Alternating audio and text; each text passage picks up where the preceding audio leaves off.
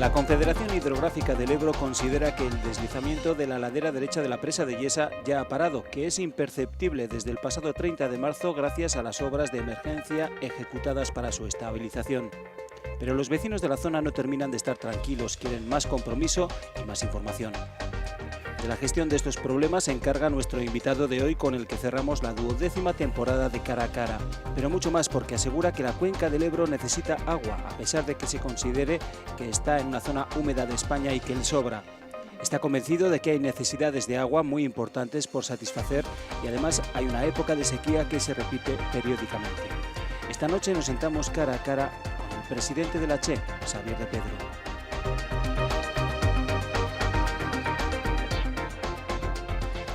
Javier de Pedro, muy buenas noches. Buenas noches. ¿Puede estar Navarra entera, tranquila con el recrecimiento del pantano de Yesa? Pues puede estar absolutamente tranquila y segura y con plena confianza pues, en los técnicos de la Confederación Hidrográfica del Ebro, que son especialistas en la ejecución de este tipo de obras hidráulicas, y además se cuenta con el asesoramiento de otros especialistas de distintas universidades. En este sentido, además, los resultados de todas las actuaciones que se están llevando a cabo pues, son positivos y, por tanto, de absoluta seguridad.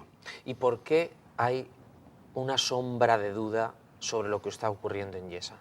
Porque usted es muy contundente, pero luego los hechos demuestran otra cosa.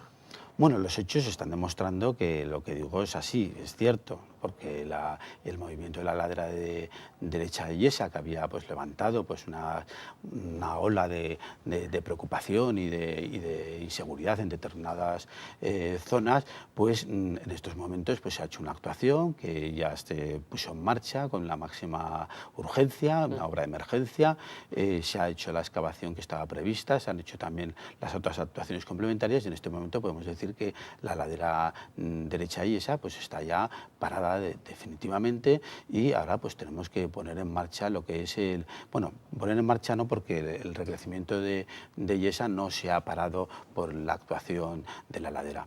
Pero ya que me pregunta que por qué pasa esto, pues lo que pasa es que sobre esta obra pues hay un debate político. Y cuando surge una complicación técnica como la que ha surgido, una complicación técnica que además ha generado pues, unos afectados también, unas personas que residían en esa ladera, y no solamente nos hemos visto afectados nosotros en la ejecución de la obra del recrecimiento, sino que además ha habido terceras personas que se han visto también afectadas por una ladera de unas dimensiones que eran desconocidas. Bueno, pues en esto hay un debate político, y los que se oponen a esta obra, que es una obra pues, muy importante, muy estratégica, que es apoyada por la inmensa mayoría de los ciudadanos y que están representados por los partidos políticos, pues hay una minoría que se opone y aprovechan pues, estas circunstancias de dificultades pues, para poner en cuestión una obra que queremos realizar y que creemos que, sin ninguna duda, poniendo desde luego los medios técnicos necesarios, pues será una realidad en el futuro inmediato.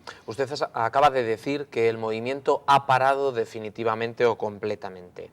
¿No tiene nada que ver que no hayamos pasado un periodo de lluvias para que esto no se mueva? ¿O es casual o no? ¿O puede volver otra vez a producirse algo? Hombre, evidentemente la naturaleza no te da unas garantías absolutas de nada, ¿no? La naturaleza siempre es imprevisible y el año pasado pues, lo demostró con determinados eventos, ¿no? Pero la actuación que se ha hecho en Yesa para estabilizar esta ladera, este invierno pues ha llovido con intensidad también, no con la intensidad en momentos puntuales que se produjo el año pasado, pero sí que ha sido un año pues también lluvioso, ¿no? Pero se ha hecho una actuación que ha tenido una respuesta por parte de la ladera pues muy buena. En un primer momento la actuación paralizó lo que es el movimiento global, de cierta manera, en un 90%, pero ya cuando hemos terminado del todo la actuación, que ha sido ahora en marzo, es cuando ya se han visto los resultados definitivos, y sí que los técnicos, que son muy prudentes y que evidentemente quieren asegurarse de que las cosas pues se están haciendo correctamente y no dar falsas esperanzas, pues entendemos que está completamente parada porque los instrumentos técnicos son incapaces de detectar movimiento. O sea que tranquilidad total a los vecinos de la zona que nos estén viendo en Yesa, en Sangüesa.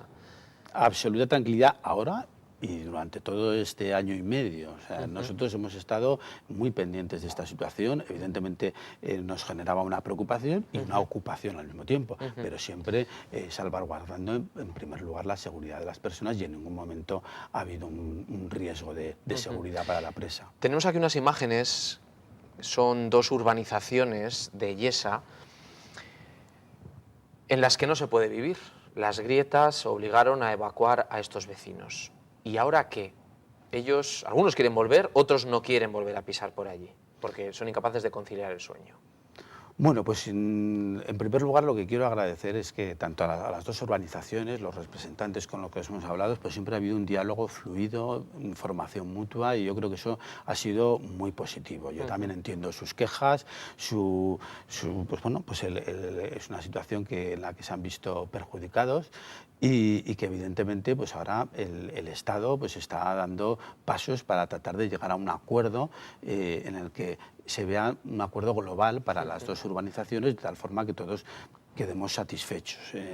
Para el Estado es importante, y el Ministerio está trabajando en este tema, porque es el titular de la infraestructura, y además el que ha aprobado el proyecto que está ejecutando la Confederación, y que además tiene que responder a las reclamaciones de responsabilidad que se le han planteado por los interesados. Pero si usted viviera en esas casas, ¿usted qué haría? ¿Usted qué haría? Si viviera si fuera uno de esos 100 vecinos que vive allí. Bueno, pues yo creo que confiar en las administraciones. Yo creo que aquí el Ayuntamiento de Yesa, el Gobierno de Navarra, la Confederación, con el máximo interés hemos tratado de a estas personas pues irles informando de lo que estaba pasando, primero antes de que sucediera, porque cuando se produjo el desalojo, que fue una situación de unas lluvias muy intensas que además se preveía que continuaran, pues se hizo un desalojo preventivo, temporal, para que esas personas desalojaran las casas, que luego se vieron dañadas una gran parte de ellas, con lo cual nosotros ya estábamos muy informados de la ladera, y ante la situación de peligro latente que se venía encima, pues hicimos esa actuación. Yo creo que aquí, evidentemente, nosotros por parte de la Administración solamente queremos prestar un servicio a los ciudadanos y a estos afectados en particular. ¿Pero usted se quedaría a vivir allí? Bueno, yo la verdad es que en estos momentos la situación de la ladera está parada, pero la competencia para la habitabilidad de las viviendas no es de la Confederación. Eso, insisto, hay que volver a confiar en las administraciones. ¿Pero usted se quedaría a vivir allí? Yo creo que no tendría, en una casa que estuviese en condiciones no habría problema para vivir allí, y tendría toda la tranquilidad, pero evidentemente estamos hablando de una situación actual en este momento, y que los técnicos tienen que avalar, y luego también pues hay una serie de circunstancias que han rodeado todo este tema, pues de temores por el ambiente que se ha generado, que también son comprensibles, pero creo yo que no se trata ya de que yo quisiera o no quisiera ir allí, que no es esa la cuestión. Tiene que ser una decisión técnica de las administraciones, y también, sobre todo, con el acuerdo con los interesados, que yo creo que eso es muy importante. Ya sé que la cuestión no es si usted seguiría viviendo ahí o no, pero usted tiene toda la información del mundo, y la decisión que usted tomara, bueno, pues alguno seguramente que le iba a dar más peso que otro. En cualquier caso, ha dicho antes usted que aquí hay un trasfondo político del por qué se han generado tantas dudas y por qué ha habido tantos problemas, sobre todo de comunicación o de información sobre este aspecto. Pero hay una persona, que es Antonio Casas, el profesor del Departamento de Ciencias de la Tierra de la Universidad de Zaragoza. ¿Usted le conoce a este profesor? No, personalmente no lo conozco. No lo conoce, pero sí que sabe todo, todo lo que ha dicho. Hace apenas 2 meses él hizo una recreación en la que explicaba en un vídeo cuáles serían las terribles consecuencias de la ruptura del embalse. ¿Usted qué credibilidad le da a esta persona? Porque usted también ha citado antes a las universidades, sí, como pues parte de esa efectivamente. información. Bueno, pues a esta persona le dio la credibilidad que le dio el Tribunal Supremo. con el Tribunal Supremo cuando se hizo la presa de Itoiz, que también tuvo una polémica pues, del estilo de la que estamos teniendo con el crecimiento de Illesa, pues ya a esta persona lo calificó como una persona que no tenía experiencia en obras hidráulicas y que no podía opinar sobre este tema. Y eso lo dicen los autos del Tribunal Supremo, perdón, los autos no, las sentencias del Tribunal Supremo que se dieron sobre Illesa y sobre Itoiz. Y por tanto, pues esa es la credibilidad que le doy, la que le dio el Tribunal Supremo. También es una persona que políticamente se opone a este proyecto y que apoya a los grupos que son opositores a este proyecto. Entonces, creo que la credibilidad que tiene pues es esa, es una credibilidad que aparte es una credibilidad aislada, porque si esta persona fuera acompañada pues de otros profesionales, pero cuando es un único profesional, que siempre es el mismo, el que hace estos planteamientos catastrofistas que llevan pues a generar pues muchas veces pues inseguridad en las personas y que es malo, ¿no? Y entonces, pues bueno, yo creo que evidentemente estamos en un mundo en el que hay que respetar la libertad de expresión, de opinión técnica, pero también pues hay que decir las cosas claras. Esta persona lo único que ha generado es alarma y sin un fundamento técnico, y sobre todo, como digo, el Tribunal Supremo en sus sentencias ya dijo que no tenía una especialidad en este tipo de obras, con lo cual, pues bueno, yo creo que es muy, muy significativo. O sea que no es verdad nada de lo que dice, de ninguna manera, con respecto a la ladera del embalse. Las consecuencias y las valoraciones que hace en absoluto son compartidas por los técnicos de la Confederación ni por otros técnicos de otras universidades españolas. Varios grupos parlamentarios aquí en Navarra, en la Cámara Foral, pidieron su comparecencia, la de usted, en el Parlamento de Navarra, y usted no ha venido. ¿Usted considera que no tiene que venir a Pamplona, al Parlamento de Navarra, Vamos a ver, explicaciones? Sobre este tema, yo a nivel personal y como presidente de la Confederación no tenía ningún problema en comparecer en el Parlamento de Navarra, y de hecho manifesté pues, que iba a comparecer en una fecha determinada, pero el Ministerio entendió que esta comparecencia pues, rompía pues, un criterio uniforme para todas las confederaciones, de que los presidentes de confederación tenían que comparecer en su caso ante el Congreso o el Senado, que son las Cortes Generales, que son las asambleas que controlan al Gobierno central, y ante esa posición y no creyéndolo conveniente romper ese criterio, pues al final no comparecí, pero desde luego no tengo ningún problema, y yo pensaba que era bueno porque era una forma también pues, de dar transparencia, de dar información, que no se quería ocultar en absoluto nada de lo que estaba pasando en Illesa, pero también pues entiendo que el Gobierno pues quisiera mantener este criterio político de comparecencias, y bueno, pues tuve que asumir pues el que no era procedente, y así lo comunicó la delegada del Gobierno aquí en Navarra al Parlamento. Sí, de hecho varios de los grupos criticaron precisamente las palabras de la propia delegada Carmen Alba, le acusaron de estar jugando con la seguridad de las personas de la zona y de estar ocultando información. ¿Ustedes creen que han dado toda la información de la que disponen? Absolutamente. ¿Han sido total y completamente transparentes? Absolutamente. Hemos estado con los afectados, con los ayuntamientos interesados, con el Gobierno de Navarra, con otra serie también de grupos interesados. Nosotros hemos estado dando mensualmente todos los movimientos que se daban en la ladera, en los distintos puntos de control que teníamos.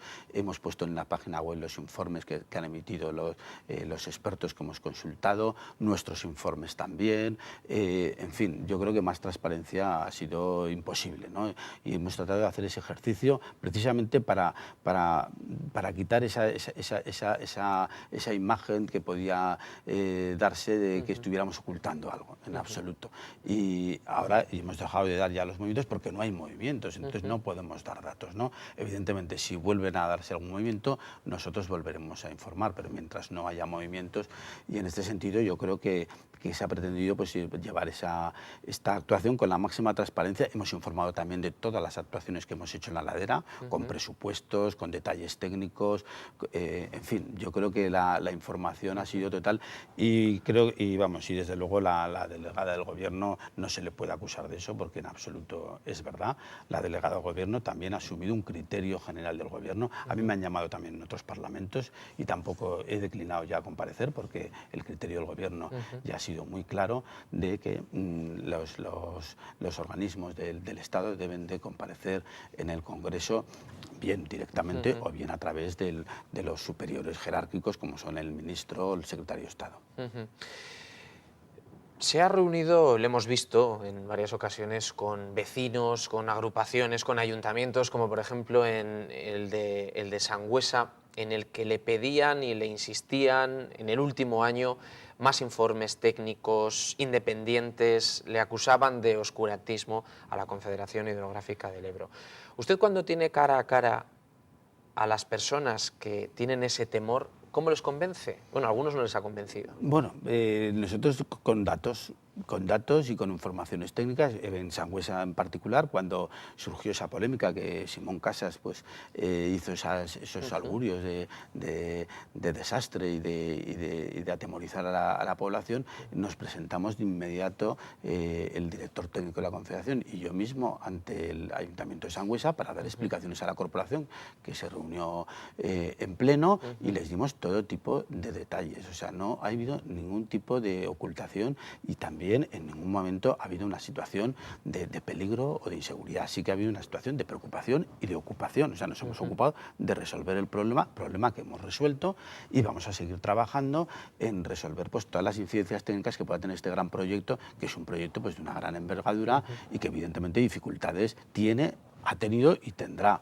pero tenemos capacidad técnica para resolverlo. Y con el alcalde de Sangüesa también me reuní en la propia Confederación. Ahora vamos a tener una reunión dentro de un par de semanas, creo, en la propia Confederación para seguirles informando de la situación.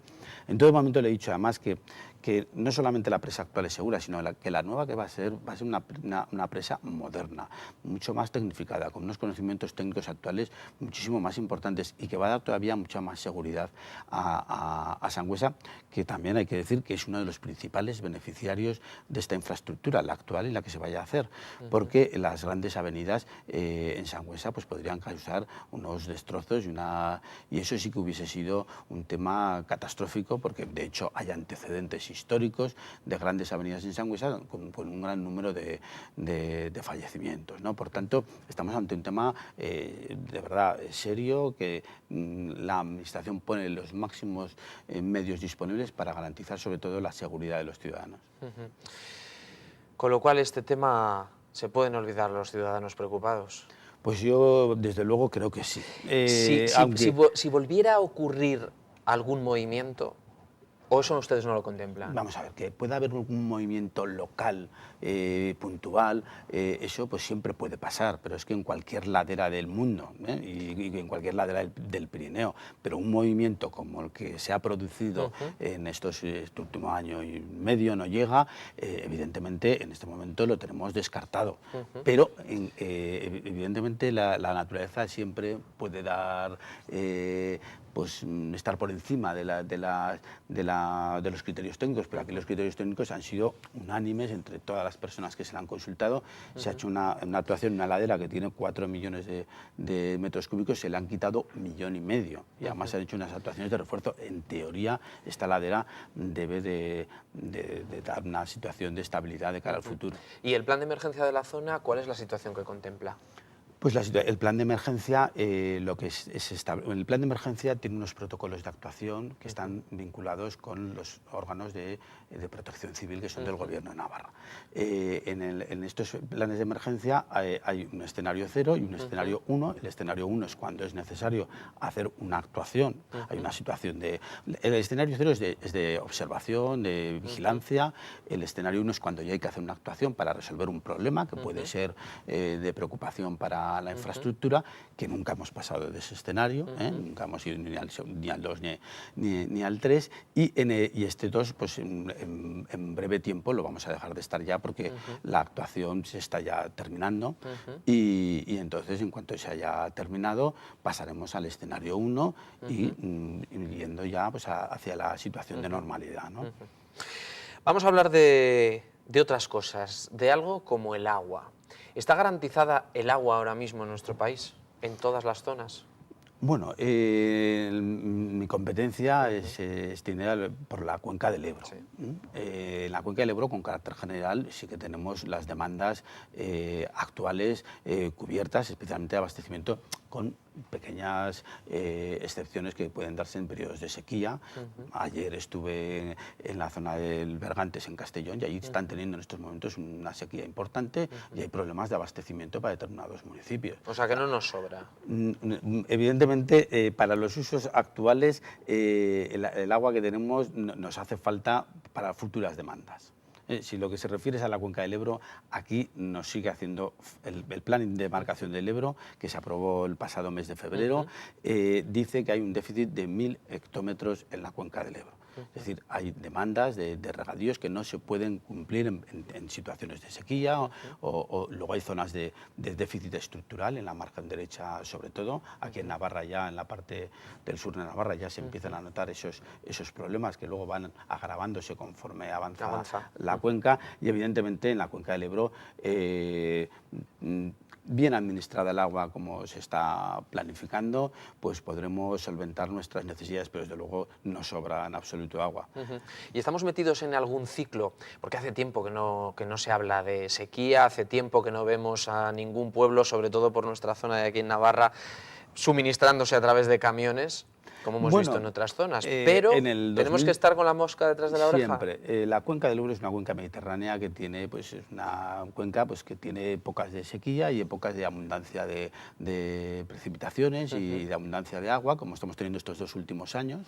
El año anterior fue especialmente húmedo, pero en el año 2012 tuvimos una importante sequía que a lo mejor aquí en Navarra no afectó, pero sí que también afectó, porque en Yesa teníamos problemas para satisfacer las demandas de riego y el año 2012 pues, hubo una serie de prorrateos entre los distintos usuarios para administrar el agua de la manera más eficiente y más repartida. Pero ahora estamos otra vez empezando. Esta primavera pues, ha sido una primavera seca, no ha sido una primavera que haya llovido lo normal, ha llovido menos de lo normal y en algunas zonas, pues como le digo, en la zona de Castellón, que también hay una parte allí de la Comunidad Valenciana que es cuenca del Ebro, pues allí están con una sequía pues muy fuerte ya y con problemas de abastecimiento.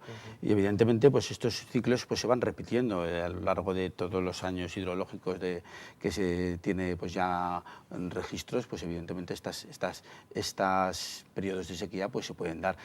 Mientras sea un año,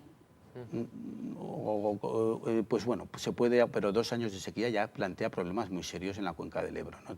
Nuestros embalses tienen una duración de 1 año, ¿no? Son imperanuales y evidentemente que con el recrecimiento de Illesa ese problema lo solucionaríamos.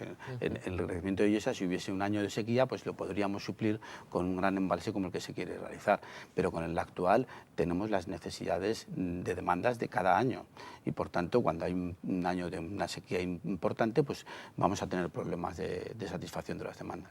¿Y con qué pronósticos trabajan? Porque recuerdo que hace 1 año que llegamos a tener hasta inundaciones en Pamplona por el mes de junio. Se criticó el pronóstico, se criticaron las predicciones meteorológicas y la forma de gestionar.